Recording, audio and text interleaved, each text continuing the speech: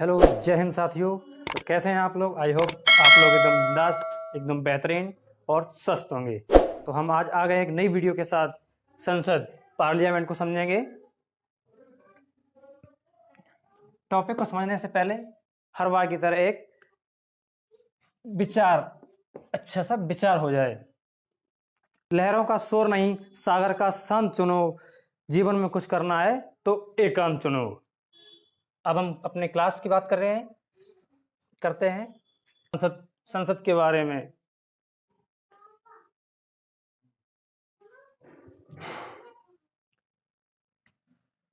संसद है क्या? सबसे पहले हम ये जानते हैं।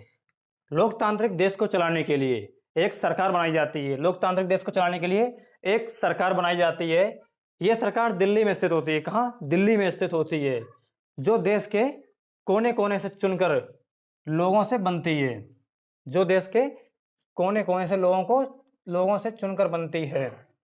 ये चुनकर आए लोग सांसद कहलाते हैं। ये जो लोग चुने जाते हैं इन्हें सांसद कहते हैं। क्या? सांसद कहते हैं। ये सांसद जहां बैठते हैं, ये जो सांसद चुने गए हैं, ये जो सांसद जहां बैठते हैं उसको कहते हैं संसद भवन। उसको क्या कहते हैं? संसद भवन। और संसद भवन में दो सदन होते हैं। कितने? दो सदन होते हैं। पहला लोकसभा और दूसरा राज्यसभा। पहला लोकसभा व दूसरा राज्यसभा। जो जनता द्वारा चुने जाते हैं वो लोकसभा में बैठते हैं। जो पब्लिक या जनता द्वारा चुने जाते हैं वो लोकसभा में बैठते हैं। और जो सरकारों द्वारा चुने जाते हैं वो राज्यसभा में बैठते हैं। कहाँ? राज्यसभा में बैठते हैं। आज हम बात करेंगे लोकसभा की। लोकसभा क्या है, कितने सदस्य होते हैं, इन सब के बारे में जानेंगे। लोकसभा को निचला सदन या लोअर हाउस भी कहा जाता है। House of lower. लोकसभा को लोअर हाउस भी कहा जाता है। लोकसभा में बैठने वाले लोगों को लोकसभा सांसद या लोकसभा सदस्य भी कहते हैं। लोकसभा सांसद या लोकसभा सदस्य भी कहते हैं।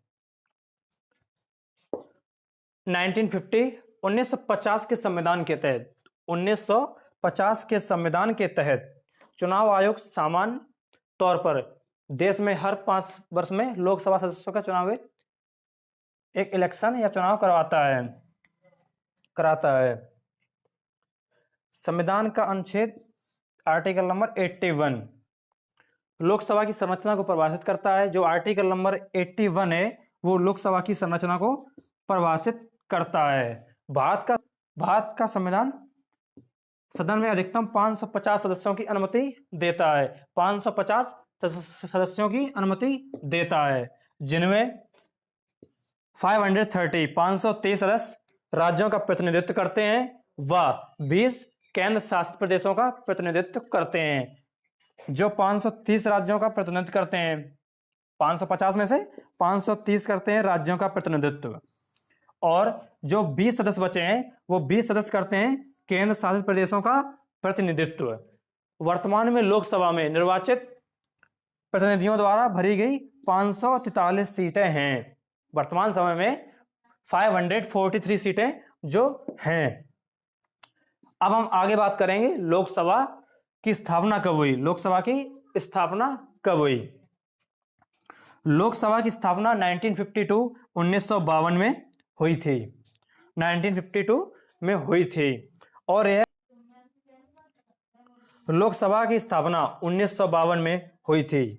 1952 में हुई थी। और यह भारतीय राजनीति के इतिहास में महत्वपूर्ण भूमिका निभा रही है। अब आगे बात करते हैं लोकसभा की विशेष शब्दावलियां। इन्हें जरूर देखिए आप लोग, ये एग्जाम में अक्सर का पूछी जाती हैं और बहुत इंपॉर्टेंट भी हैं। लोकसभा के विभिन्न राजनीतिक दलों के नेता जो चुनकर आते हैं, लोकसभा के विभिन्न राजनीतिक दलों के नेता जो चुनकर आते हैं, जिनमें बहुमत दल सत्ता पक्ष, जिसमें जो बहुमत दल होता है उसे सत्ता पक्ष कहते हैं, वह अन्य मुख को विपक्ष कहते हैं या विपक्ष कहलाते हैं। जो बहुमत दल है वो सत्ता पक्ष और वह अन्य मुख्य दल वो विपक्ष दल कहलाते हैं, वह विपक्ष कहलाते हैं। आगे बात करेंगे जो सत्ता पक्ष के कुछ सदस्य सांसदों को विभिन्न विभागों का मंत्री नियुक्त किया जाता है। जो सत्ता पक्ष के कुछ सदस्य सांसद होते हैं, उन्हें कुछ विभागों का मंत्री चुना जाता है या मंत्री घोषित किया जाता है, जो मिलकर एक मंत्री परिषद का गठन करते हैं, जो मंत्री मिलकर एक मंत्री परिषद का गठन करते हैं। इसी मंत्री परिषद का मुखिया, और ये जो मंत्री परिषद का गठन होता है, इसी मंत्री परिषद का मुखिया वो क्या कहलाता है? प्राइम मिनिस्टर, प्रधानमंत्री कहलाता है।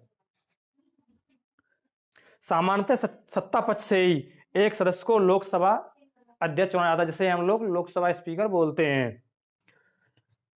सत्ता पक्ष जिसे हमने अभी बताया था, जो बहुमत दल सत्ता पक्ष जिसे बोलते हैं, उसमें से ही एक सदस्य को लोकसभा का अध्यक्ष चुना जाता है, लोकसभा का अध्यक्ष चुना जाता है, और जिसे इंग्लिश में लोकसभा स्पीकर कहते हैं। अपने वर्तमान समय में ओम बिरला जी हैं।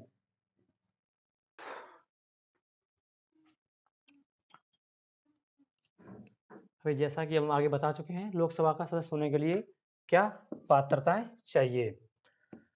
सबसे पहले दोस्तों, लोकसभा का सदस्य होने के लिए न्यूनतम आयु कम से कम 25 वर्ष होनी चाहिए। The minimum age must be can last 25 years. वो भारत की नागरिकता तो होनी ही चाहिए।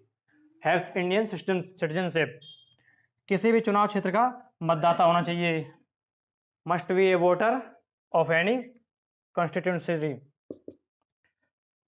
अगला है, न्यायालय से किसी अपराध में 2 या उससे अधिक वर्ष की सजा ना हुई हो, उस पर किसी भी तरह का कोई भी केस नहीं होना चाहिए। अब आगे जानेंगे लोकसभा चुनाव का वोटर होने के लिए क्या पात्रताएं होनी चाहिए। Who can vote in Lok Sabha election. वह भारतीय नागरिक होना चाहिए, कम से कम 18 वर्ष की आयु होनी चाहिए। उसके बाद 1952 से पहले इसमें न्यूनतम एज थी 21 वर्ष। जो 1952 के संविधान में मतदान हेतु न्यूनतम आयु 21 वर्ष थी, जिसे 61वें संविधान संशोधन एक्ट 1988 में 61वें संविधान संशोधन एक्ट 1988 द्वारा न्यूनतम आयु 18 वर्ष कर दी गई थी।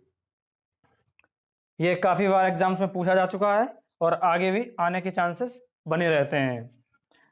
लोकसभा भारतीय इस लोकतंत्र का एक महत्वपूर्ण हिस्सा है।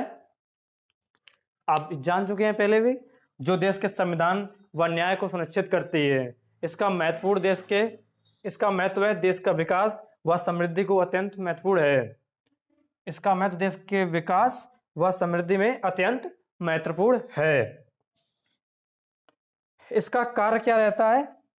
लोकसभा के कार्य नए विधेयक पास करना, वित्तीय चर्चा, सरकार के कार्यपालन की जिम्मेदारी, सार्वजनिक मुद्दों पर चर्चा, उसके बाद कानून बनाना व संशोधित करना। यही एक ऐसी जगह है जो कानून बनाती है और उन्हें संशोधित करती है।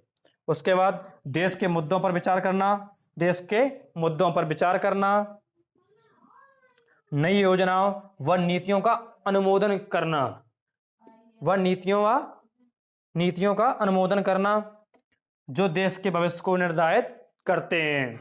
इसी तरह हमारा आज का टॉपिक संसद में लोकसभा कंप्लीट हुआ। आगे हम अगले टॉपिक में आएंगे राज्यसभा के साथ।